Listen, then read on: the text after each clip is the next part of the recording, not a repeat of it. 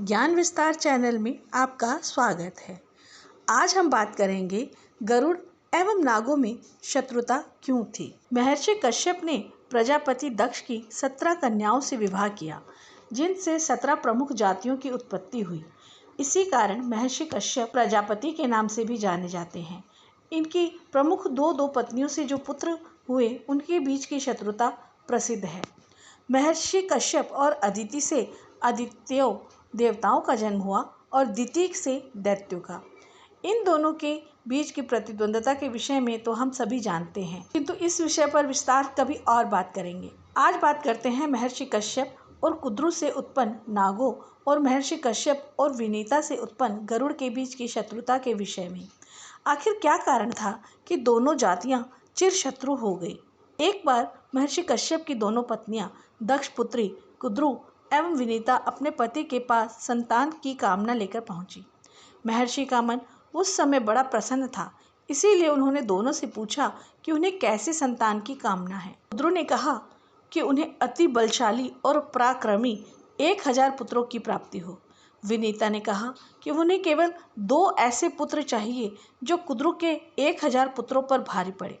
महर्षि कश्यप ने उन्हें वरदान दे दिया।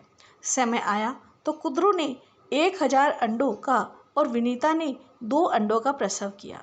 कुद्रु के पुत्र पहले जन्मे। 1000 अंडों से 1000 महान नागों की उत्पत्ति हुई। इनमें से शेषनाग सबसे ज्येष्ठ एवं वासुकी दूसरे पुत्र थे। इन 1000 पुत्रों से 1000 नागकुल चले, जिनमें से 8 नागकुल सर्वाधिक प्रसिद्ध हुए। विनीता ने कुद्रु को माता बनने पर बधाई दी और अपने अंडों से बच्चों को बाहर आने की प्रतीक्षा करने लगी। बहुत काल बीत गया और कुद्रु के पुत्र भी बड़े हो गए, किंतु विनीता के अंडों से प्रसव नहीं हुआ। अधीर होकर विनीता ने समय से पहले स्वयं ही उनमें से एक अंडे को तोड़ दिया। उसमें से अरुण की उत्पत्ति हुई, जिनका आधा शरीर तो विकसित हो गया था, किंतु आधा शरीर समय से पहले अंडे को फोड़े जाने के कारण अपूर्ण रह गया। स्वयं को इस प्रकार अपूर्ण देखकर अरुण बड़े दुखी हुए और उन्होंने अपनी माता विनीता को श्राप दे दिया कि पहले केवल माता कुद्रु से ईर्ष्या करने के कारण मुझे समय से पहले ही अंडे से बाहर आने को विवश कर दिया। इसी कारण आपको भी उन्हीं कुद्रु की दासी बनना पड़ेगा। एक तो विनीता अपने पुत्र की ऐसी दशा देखकर वैसे ही दुखी थी, उस पर श्राप मिलने से वो और दुखी हो गई। उन्होंने अपने पुत्र से क्षमा मांगते हुए कहा कि वे उन्हें उस श्राप से मुक्त कर दें। अपनी माता को श्राप देकर अरुण वैसे ही अपराध बोध से ग्रस्त थे। उन्होंने कहा कि आप चिंता ना करें, समय आने पर इस दूसरे अंडे से आपको एक और पुत्र की प्राप्ति होगी जो अतुल बलशाली होगा। वही आपको दासत्व से मुक्त करवाएगा। ये कहकर अरुण एकांत में जाकर सूर्यदेव की तपस्या में रत हो गए और आगे चलकर वे उनके सारथी बने। उधर समय आने पर दूसरे अंडे से महापराक्रमी गरुड़ का जन्म हुआ। उसे देखकर विनीता की प्रसन्नता का ठिकाना ना रहा, किंतु अरुण का श्राप तो फलीभूत होना ही था। एक दिन कुद्रु एवं विनीता भ्रमण कर रही थी। उनकी दृष्टि आकाश मार्ग से जाते हुए उच्चैःश्रवा अश्व पर पड़ी। उसका रंग पूर्ण श्वेत था, जिसे विनीता ने कुद्रु को बताया। इस पर कुद्रु ने कहा कि उसकी पूंछ काली थी। इस बात पर दोनों में शर्त लग गई कि हारने वाले को जीतने वाली की दासी बनना पड़ेगा। दोनों कल पुनः उच्चैःश्रवा को देखने को कहकर चली गई। कुद्रु को ये पता था कि उच्चैःश्रवा की पूंछ काली नहीं है, इसलिए उसने अपने पुत्रों से कहा कि वे उस अश्व की पूंछ से लिपट जाए।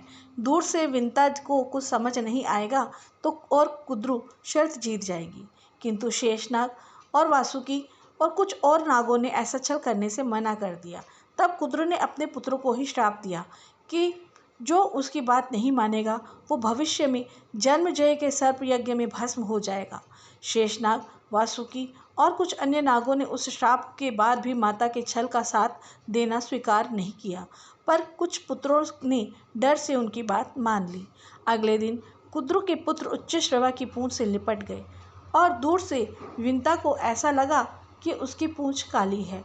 विनीता ने अपने हार स्वीकार कर ली और कुद्रु की दासी बन गई। कुद्रु भी प्रसन्नतापूर्वक उससे दासियों जैसा ही आचरण करना आरंभ कर दिया। जब गरुड़ ने अपनी माता की ऐसी दशा देखी तो बड़े दुखी हुए। उन्होंने अपनी माता से इसका उपाय पूछा, तब विंता ने कहा, जब तक कुद्रू स्वयं उसे दासत्व से मुक्त ना कर दे तब तक वो दासी बनने के लिए विवश है।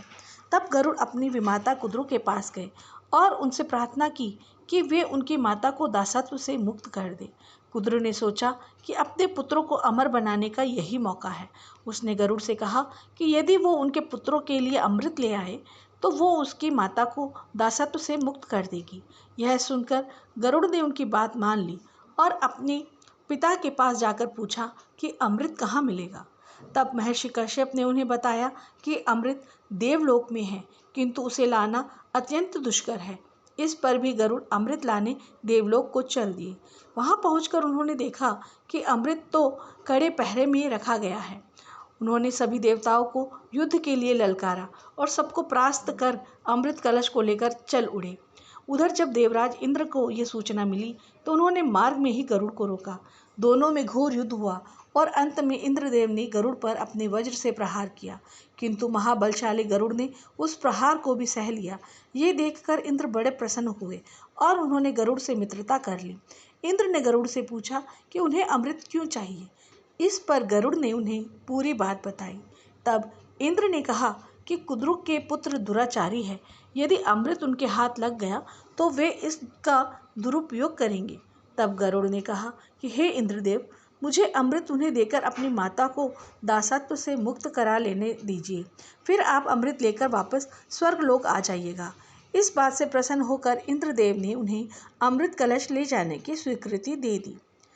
गरुड़ अमृत लेकर आए और उस कलश को कुश के एक आसन पर रख दिया।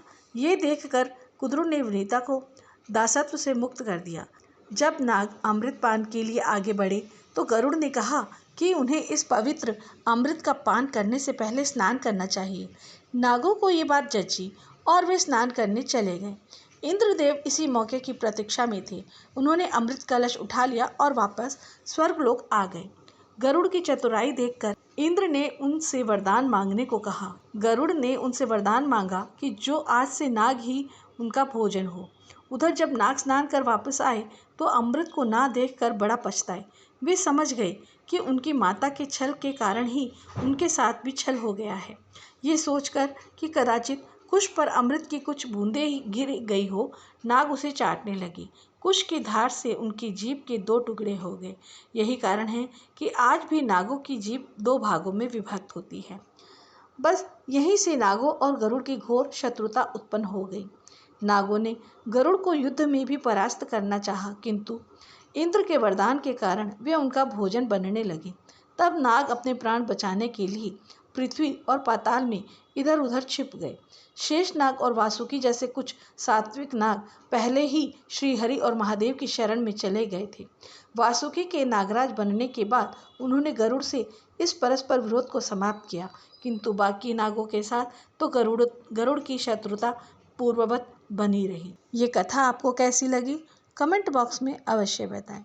यदि आप इस चैनल पर पहली बार देख रहे हैं तो प्लीज़ इसे सब्सक्राइब कर लीजिए और लाइक और शेयर करना ना भूलें।